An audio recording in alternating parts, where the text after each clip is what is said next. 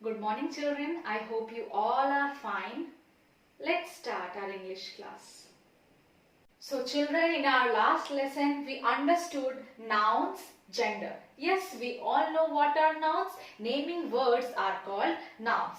And gender helps us to distinguish between male and female.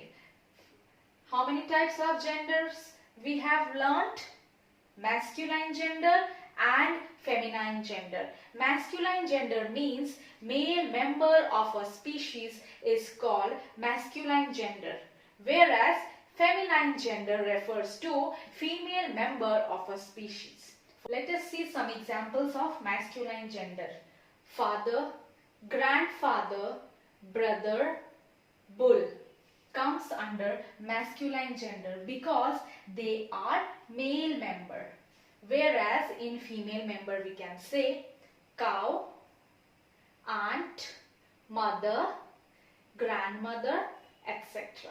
I hope children now this nouns gender chapter is clear. Let's move towards our new lesson. Lesson number 6, nouns, belonging. Children, please open your grammar book and open page number 32. So let's start. Now children, here the word belonging is something new. We all know about nouns. Naming words are called nouns. Yes, but here the word belonging is somehow uncommon to you, or you all are unfamiliar with this word. So children, this word belonging means something owned. For example, my father gifted me this beautiful watch on my last birthday. So this watch is my watch. This watch belongs to me. I am the owner of this watch. So something owned means I own this watch. I am the owner of this watch. So let's see some examples to understand better. Yes. See in this sentence. Read it. Mr. Ram's armchair is brown in color. Okay? Mr. Ram's. That means here, don't you feel that there is something uncommon with Mr. Ram? Yes? What is this? What is this S? What is this S? What is this a mark here? Let me explain you. Mr. Ram's armchair is equal to the armchair belongs to Mr. Ram. That means we are talking about this armchair. So this armchair belongs to Mr. Ram. This is called apostrophe. Yes, we use apostrophe S after a noun to show belongingness or possession towards something. So here Mr. Ram's armchair means whose armchair? Mr. Ram's armchair. One more example. Rima's teacher lives in Goa. One question I will ask you. Whose teacher? Whose teacher? Yes, Rima's teacher who lives in Goa. So children, what is apostrophe? Look here. Apostrophe S. It looks something like this. Okay? So children, we use apostrophe S after a singular noun. Singular noun we all know? Only one. That is called singular noun. So in that case, we use apostrophe S. Now why do we use it? Let's see. To show that something belongs to someone. Like we read that Mr. Ram's armchair. That means that armchair belonged to Mr. Ram. Similarly, it means something is related to another thing. There is a relationship between two things. So children, I hope you all are familiar with apostrophe S. Okay. Now, this is Raj's bat.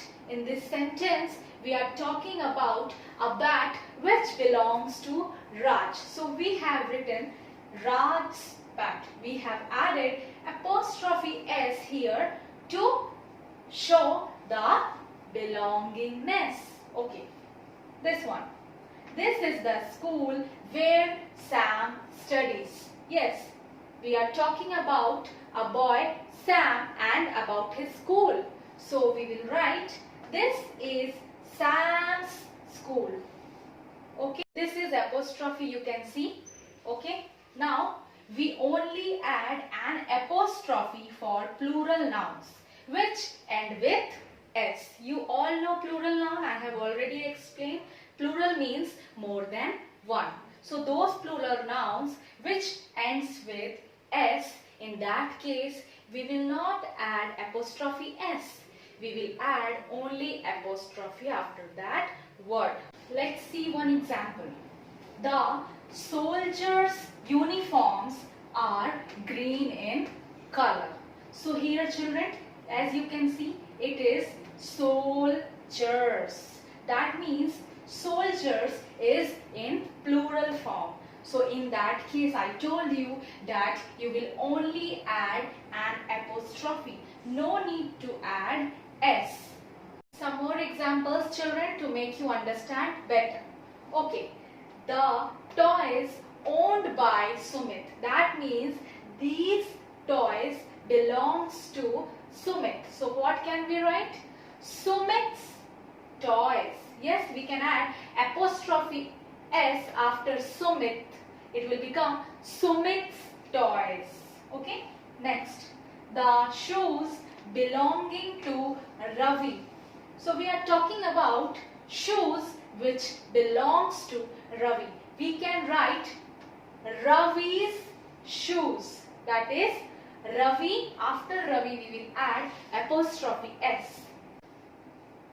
The buns made by the baker. Who is making the buns?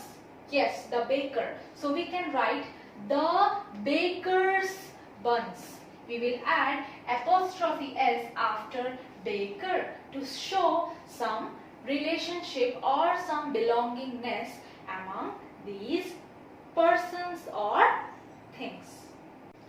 Children, let us do some exercise. Okay, so here you have to change these underlined words and you have to add apostrophe S or apostrophe wherever needed. So let's start.